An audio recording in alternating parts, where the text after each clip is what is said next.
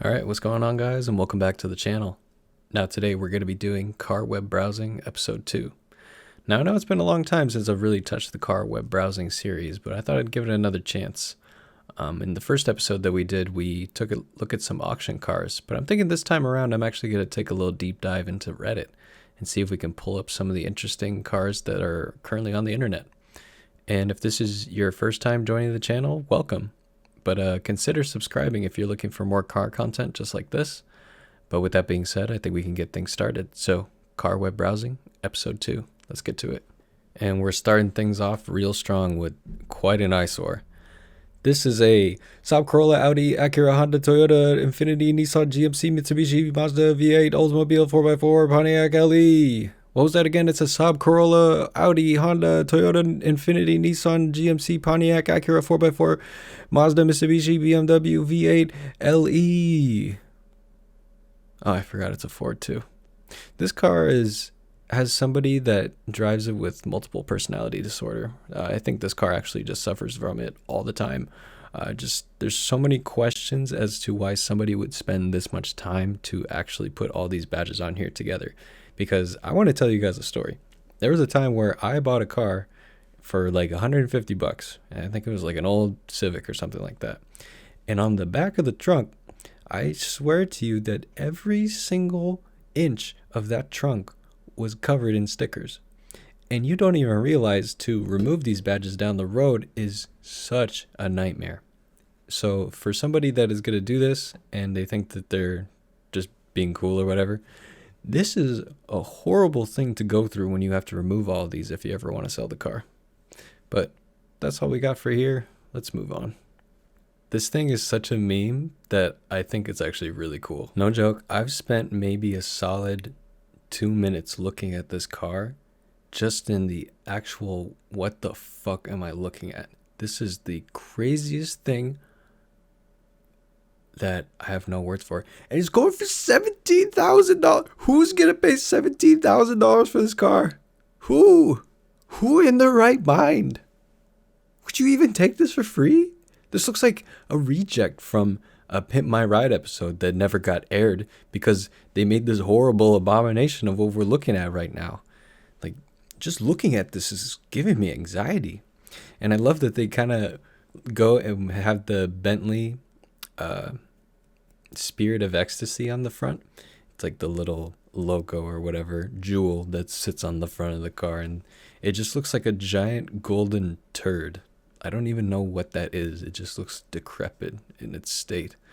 And these extended lights, I mean, why? It looks like they look like when I look into my air fryer, that's what it looks like. I can't justify why somebody would actually drive around in this thing. But anyways, if you want a 1979 Cadillac Seville Opera Coupe, and I'm not even sure what the original vehicle looks like, but I'm sure as hell it doesn't look like this, because this looks like somebody's backyard barn project.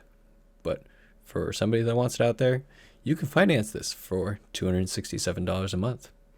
Let's move forward. All right, let's take a little dive into Facebook Marketplace stuff. This is where the real good stuff has to go, but you have to do a little bit of digging, so I had to dig for this one. But let's see what we're looking at right now. '03 Honda Accord V6 6-speed. Either sell or trade, but price is firm. The door panel was taken off to fix the door handle. Will be put back on. The windshield is cracked. And driver's window doesn't work. Other than that, it's a nice car. Heated seats. Pretty roomy. Comes with auxiliary hookup. Will be cleaned if somebody is interested.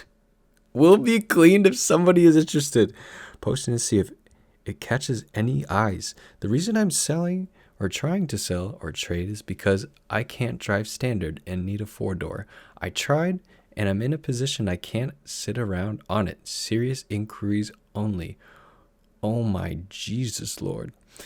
Okay, the door panel, let's not even go there. I don't think for this, let's just not go there, because I think that there's just too much to unravel over there. But I want to take you guys into the actual car interior. Now, don't be fooled for a second with these seats, because I'm willing to bet everything that I have that those seats are absolutely disgusting. I have seen the worst of the worst. Trust me. Back in the day when I used to buy and sell cars and stuff, I've bought cars for $100 and you'd be like this the whole time. You'd just be like this in the car, and it's like you'd never want to leave. And just looking at this car, I can smell it. I can smell it from like a mile away, and it angers me so much that people, they really don't appreciate what they have, because this is a great car. The Accord V6 with the 6-speed manual transmission, J32 engine.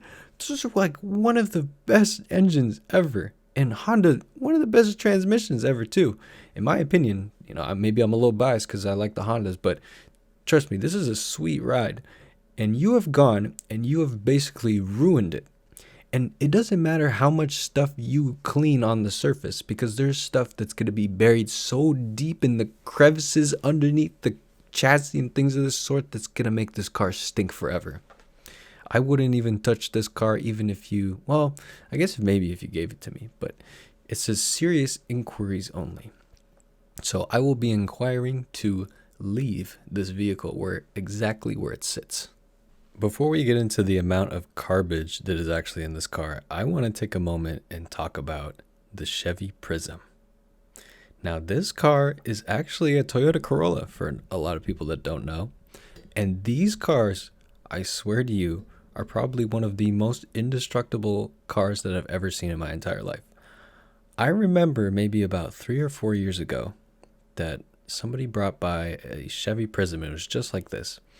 And it was coming around almost 400,000 miles. And this car was abused. Beyond abused. No, there was barely any oil in it. Both of the CV axles were bad. And I remember distinctly sitting in the driver's seat just to move the car, and I could feel the amount of farts that were in that seat. It was something else. But that car ran so good. And there's something to be said about these Toyota Corollas. But in this case, this sad Chevy has lived a rough life. If this car could tell stories, I'm willing to bet that it would have books full of stuff to tell you about, because it's not about the garbage in this case, but it's just about the fact that it's still going. That is really impressive, because all that weight is on the back suspension all the time. And this is without the driver in the car. So you can imagine when the driver's in the car that it's going to be the same story too.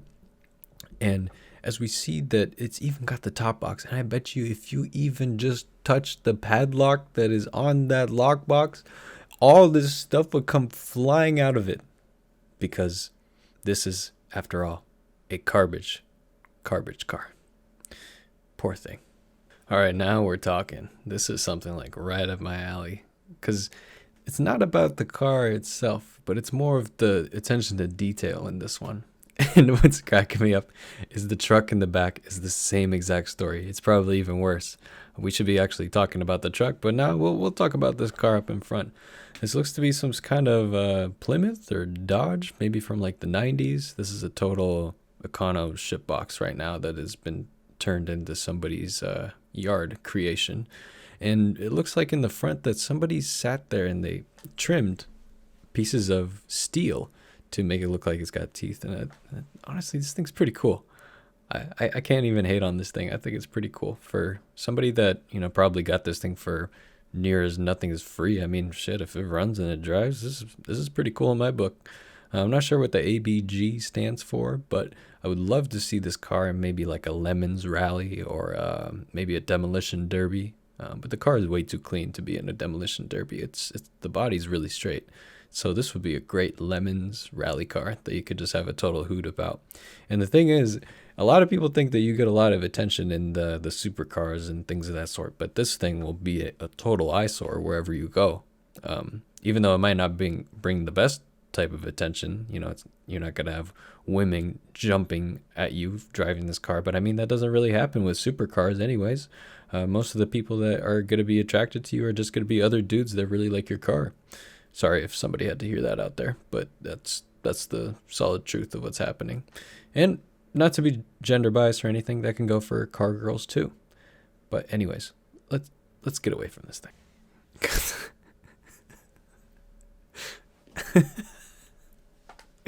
God, some people are so stupid. Homie really pulled up and he said, "Hey, put the H3 Hummer on the side of it. I want everybody to know that I'll be driving the H3. You know, I even got the Jumpman little in the back. This guy's a hooper. Like, trust me. This is like a car you see at a Boys and Girls Club going to like a recreational basketball league. Like, I've seen this car and I already just like can hear the music bumping. This is like somebody they maybe got like two 15s in the back or just some crazy loud stereo to like wake up the whole neighborhood, be rolling through like this. And dude goes in and he still can't get the vinyl right. So whoever installed this vinyl gave him the EH. So he's got the Hummer. I don't know what that means, but just unbelievable, man. I'm sorry. And I think that's going to wrap up this episode today of Car Web Browsing Episode 2. So comment down below and let me know what you thought about all these cars that we looked at. Did you like them? Did you hate them? I don't know. There was a lot for me to take in this episode, and I'm still trying to fathom the idea of some of these people that actually drive these cars like this day in and day out. But for anybody else that's out there that's not subscribed to the channel, make sure to subscribe for more, and I'll see you in the next one. Peace.